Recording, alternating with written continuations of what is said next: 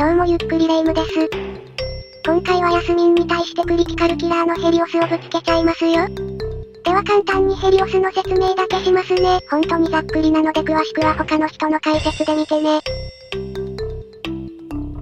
ヘリオスの4番スキルが、いわゆるクリティカルキラーになってます。クリティカル攻撃に対して反撃してくれるんですね。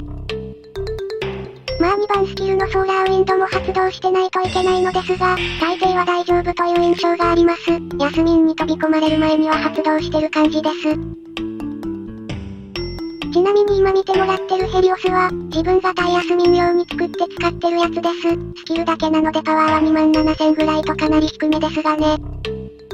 このヘリオスに対して、5万6万ぐらいのパワーのヤスミンが背後に回り込んで襲いかかってくるんですよ。通常だと恐怖でしかないんですよね。とりあえず、力こそ正義。だが断る、それをぜひ実感していただきたいと思いますよ。下克上というものをぜひ見ていただきたいね。こちらは全てカークとフェイスレスのコンビとヘリオスでいきます。相手の方が10万もパワー多いけど気にすんなよ。パワーも大事だけどヒーローの相性はもっと大事だと思ってるそんなウプ主ですよ。相手は攻撃面の6、7割ぐらいがヤスミンさんだったので序盤で彼女が退場したのは相当厳しかったんじゃないかな。ガラハドさんも地味に硬くて痛いのでペアで襲ってくるとなかなか強敵だったと思うんですよね。今回はヤスミンを早く倒せたのでよかったよ。まあ2つの柱のうちの1本を落とせば崩壊はそれなりにって思ったりはします。カークの一撃が決まりましたね。コーネリアスとマーサの体力が一気に減りました。さらにカークの一撃、セレステダウンコーネリアス禁止。ヘリオスも倒れてしまいましたが今までよく頑張ってきたね。そして決着。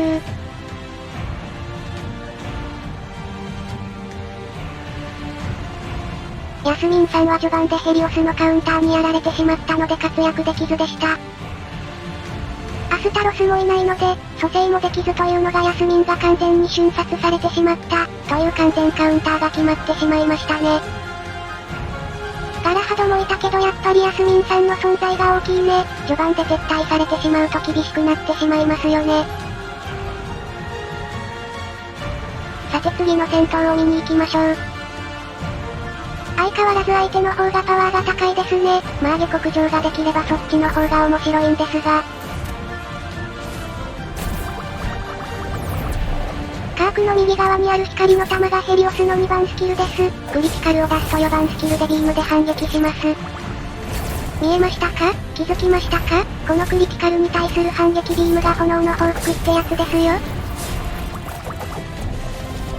飛び込んできたヤスミンさんが一気に消沈、ヘリオスさんがいい仕事です。そして決着。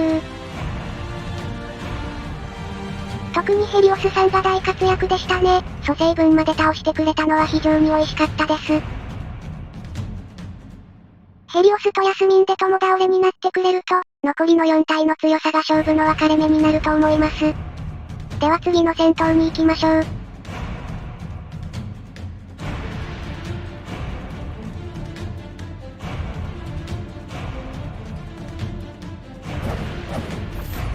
今度のヤスミンさんは避けやがりますね。めっちゃめんどいですわ。2回目も避けたら私は発狂してたね。カークは避けられるのは弱いです。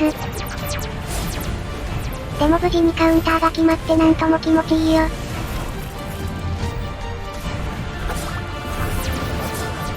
最後のカウンター発動です。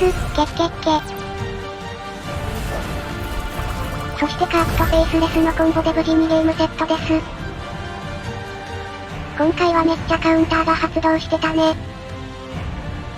とりあえず相手にヘリオスがいたらヤスミンを使うのはやめようねってことかな。ヘリオス対策をしないとヤスミンを使うのはなかなか難しいと思うんですよ。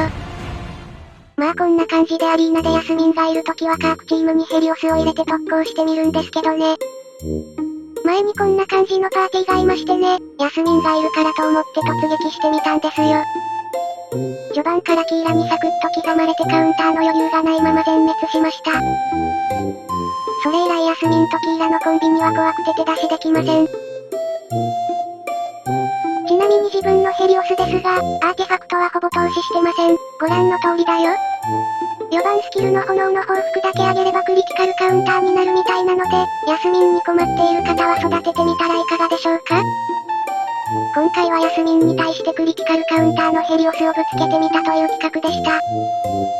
カークチームの中で一番パワーが低かったけど普通に活躍できたのがすごかったよね。この動画を見てヤスミン対策にヘリオスを育ててみようかなって思ってくれた方はチャンネル登録と高評価してくれると嬉しいですよ。それでは、ゆっくりレイムトープ主のナガールがお送りいたしました。また次回の動画でお会いしましょう。